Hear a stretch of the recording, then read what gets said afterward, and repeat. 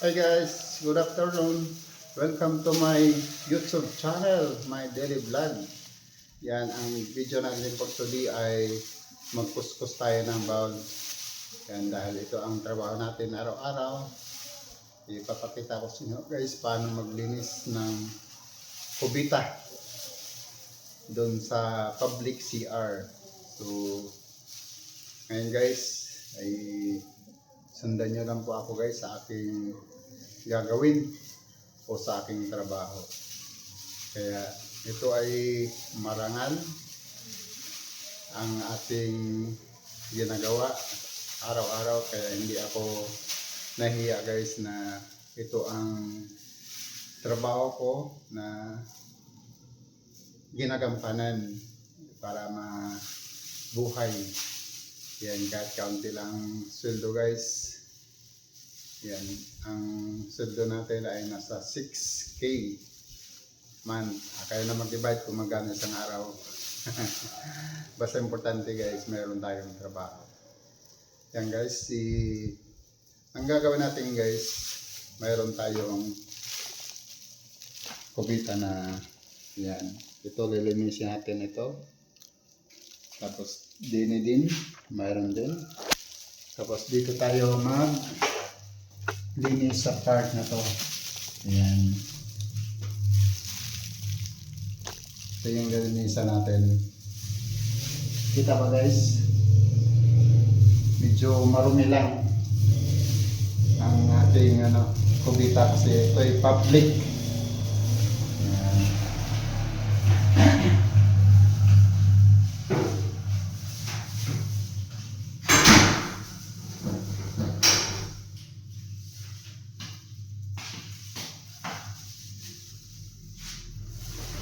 Meron pala tayo sabon dito guys na ginawa ko kanina. Yan. Nagtimpla ako na may sunrox na may sabon. Tapos tubig. Yan. Ang ating gagawin ay meron tayong pangkuskus. Yan. Saka meron tayong Scotch Brite. Para maano natin guys yung yun. And pinahingagawa natin guys.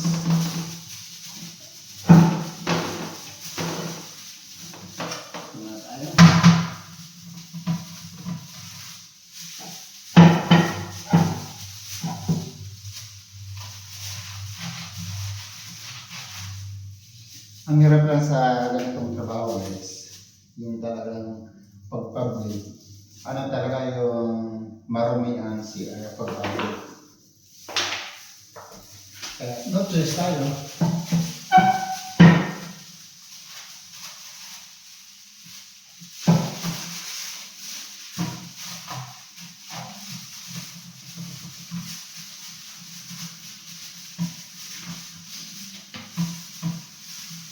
Dahil hindi ko naman kakaya ito guys yung trabaho ng ganito, kasi ang trabaho ng ganito ay janitor. So, sa part siya ng trabaho ito janitor, lahat na kubita kailangan lilinisin mo.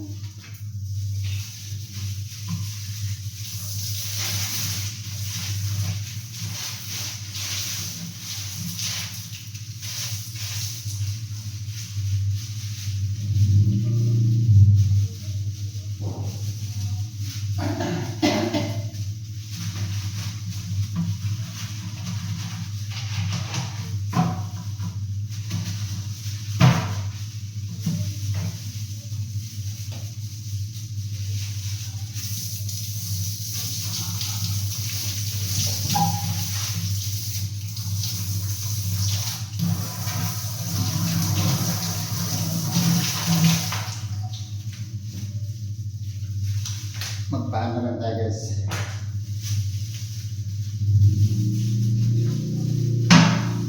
Kaya saludo ako dyan sa mga sa mga janitor. Opo. Yan guys. Lilisin natin guys para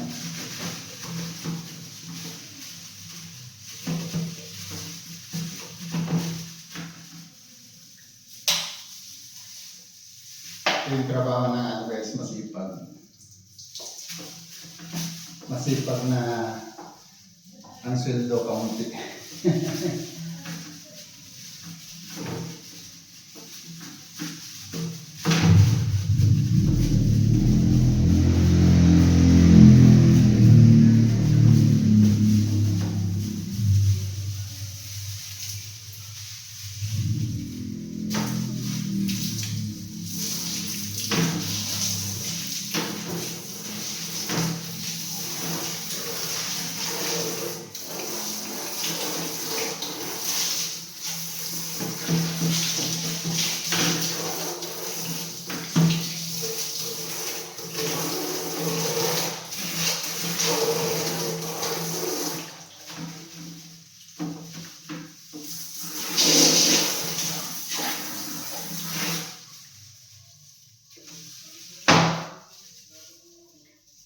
Sa mga basar dyan na magsasabi ay itong trabaho ko na pwede, okay lang yan guys, at least naman napakita ko sa inyo yung trabaho ng marangal, edikal.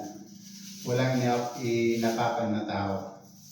Kaya, yan guys, ay init man, walang hangin, okay lang guys, at least naman nagawa natin yung trabaho. Kailangan kasi kuskusin ito guys kasi ano, yung sobrang dumi.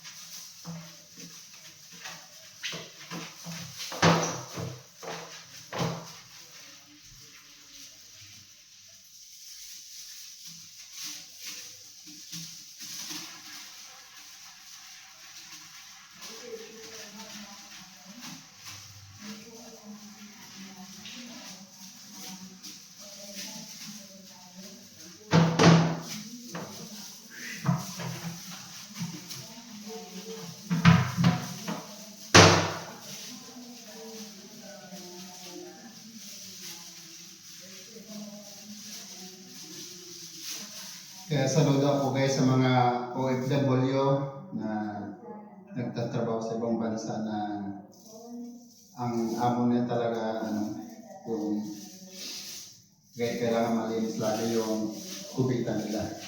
Kaya ito yung ginagawa ng guys ng ibang OFW. Kaya saludo ako dun sa mga OFW guys na ito ang trabaho nila.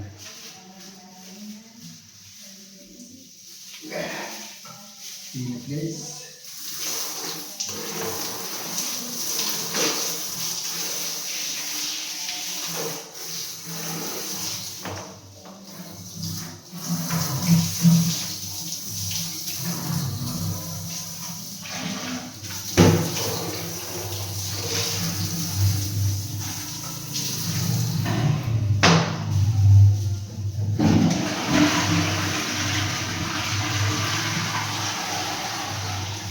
Kaya totoo pala yung sinasabi nila na ano, mahirap linis ng kubita kasi sobrang pawis.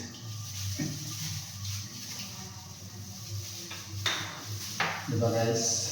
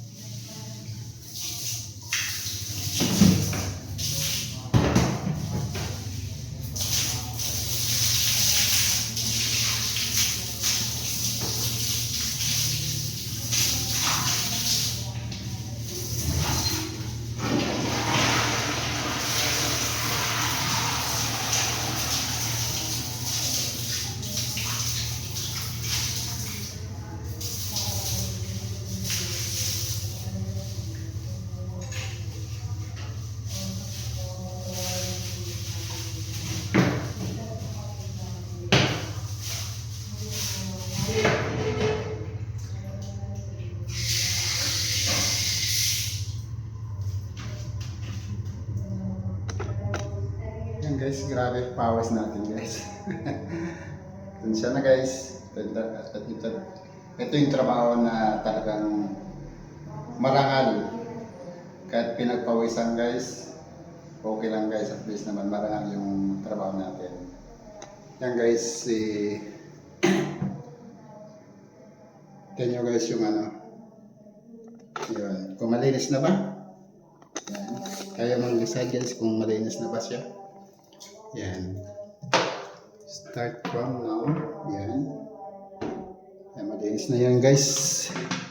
Hindi katulad kanina na ano. Yan. Diba? Yung iba naman guys is bukas ulit guys kasi ano na, mag 6 o'clock na. Ang ating time ay 5:30 lang. So, hindi natin kayanin sa ibang oras. Kaya, siguro sa ibang araw guys, ulit magaan tayo. Ang ginawa ko kasi guys, unti-unti kong nililinis. Every week, naglilinis po ako ng bowl para at least naman yung magsi-CR, komportable sila na mag-CR kasi malinis. Mahirap guys na mag-CR ka na marumi. Kahit public siya, at least naman guys, talagang malinis talaga.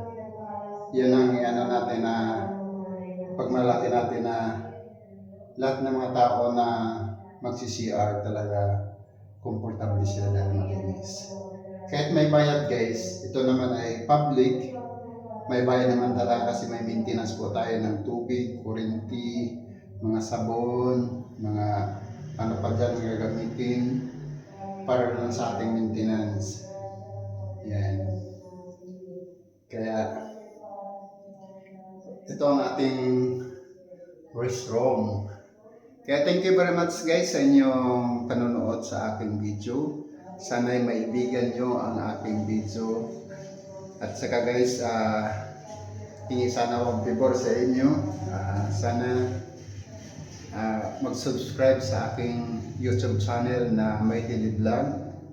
Para guys, ay lahat naman tayo ay may patutunguhan ng ating ginagawa. Kaya God bless po sa inyo sa inyong lahat. At maraming salamat sa inyong pagsubaybay sa aking video at saka sa susunod pang mga video. Pa-support na lang guys. God bless everyone. Thank you very much. God bless.